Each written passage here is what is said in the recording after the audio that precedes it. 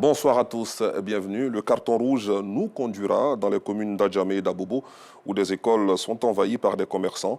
Nuisances sonores, insécurité et manque de concentration sont les réalités auxquelles sont confrontés les élèves de ces établissements scolaires. Les journées de ces enfants à la recherche du savoir sont perturbées par ces commerçants obsédés par le gain, un acte d'incivisme qui suscite la colère de la rédaction de RTI2. Le constat de Assita Diarra, Gilles Tonien et Issa Dambélé tout à l'heure dans la grande édition. Direction la commune de Port-Boué où le rideau est tombé hier sur la 9e édition des Journées nationales du cacao et du chocolat au parc des expositions. Cette dernière journée a mobilisé élèves, étudiants et opérateurs économiques qui ont effectué le déplacement pour découvrir le mécanisme de la transformation des fèves de cacao et de ses produits dérivés. Voici le compte-rendu de Noussangari.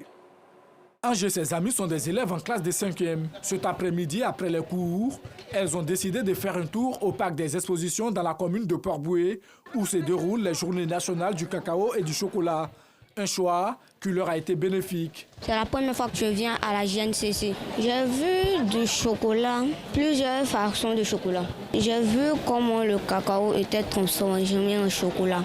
Et ça m'a permis d'apprendre beaucoup de choses. Élèves, étudiants, opérateurs économiques, entre autres, ces personnes issues de divers secteurs d'activité ont effectué nombreux déplacements pour visiter les différents stands. J'ai eu un BTS en contrôle qualité, donc là j'essaie de prendre quelques informations dans le but de pouvoir postuler si possible dans les différentes entreprises. Nous sommes premiers producteurs mondiaux du cacao, donc je me dis que si je me lance dans ce domaine-là, ça pourrait être un peu plus productif pour moi. C'est la première fois que je viens participer à ce genre d'événement. J'ai découvert qu'en Côte d'Ivoire, il y a de très bons chocolats. Moussa est responsable d'un stand qui propose des produits dérivés du cacao. Producteur, il a décidé depuis quelques années de se lancer dans la transformation afin d'apporter une valeur ajoutée aux fèves de cacao. Nous ne sommes pas arrêtés seulement au chocolat noir et au chocolat au lait. Nous avons des dérivés qui est du chocolat au sombara, du chocolat à la noix de cajou, du chocolat au gemgem et du chocolat au sésame. Il y a aussi le café que nous transformons. Il y a le café au petit cola qui réveille tous les sens. Et il y a aussi le café au gemgem.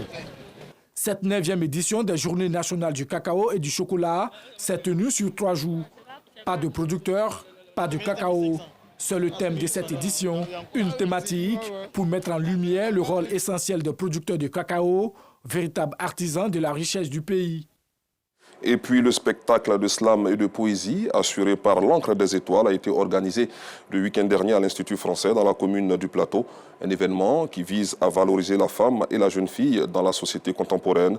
Les détails avec Bienvenue Kwao à 19h30. Enfin, au Togo, l'émotion est vive après l'attaque contre un rassemblement politique le dimanche dernier à Lomé.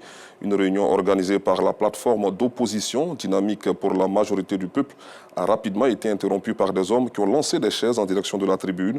Plusieurs personnes ont été blessées, dont le député sénégalais Guy Marius Sagna, qui se trouvait dans le pays pour une session délocalisée du Parlement de la CEDEAO. Rendez-vous à 19h30.